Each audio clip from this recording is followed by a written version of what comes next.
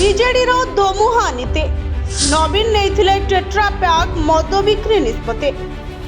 ରାଜ୍ୟରେ tetra pack ମଦ ବିକ୍ରି ନିଷ୍ପତ୍ତିକୁ ବିରୋଧ କରିବା ଏବେ ବିଜେଡି ପାଇଁ ବୁମରାଙ୍ଗ ପାଲଟିଛି। ନିଜ ସରକାରରେ ଆସିଥିବା ଅବକାରୀ ନୀତିକୁ ଭୁଲି ଯାଇଛନ୍ତି ବିଜେଡି ନେତା ଓ ନେତ୍ରୀ। ଟେଟ୍ରା ପ୍ୟାକ୍ ନିଷ୍ପତ୍ତି ବିଜେଡି ସରକାରରେ ନିଆଯାଇଥିଲେ ମଧ୍ୟ ଏହାକୁ ଏବେ ବିରୋଧ କରି ବିଜେଡିର ଦୋମୁହା ନୀତି ପଦାରେ ପଡ଼ିଛି। ତାସହ ନିଜ ଦଳର ସୁପ୍ରିମୋ ତଥା ପୂର୍ବତନ ମୁଖ୍ୟମନ୍ତ୍ରୀ ନବୀନ ପଟ୍ଟନାୟକ ସରକାରଙ୍କ ନୀତି ଉପରେ ମଧ୍ୟ ଆଙ୍ଗୁଳି ଉଠାଇଛନ୍ତି କହିଲେ ଭୁଲ ହେବ ନାହିଁ।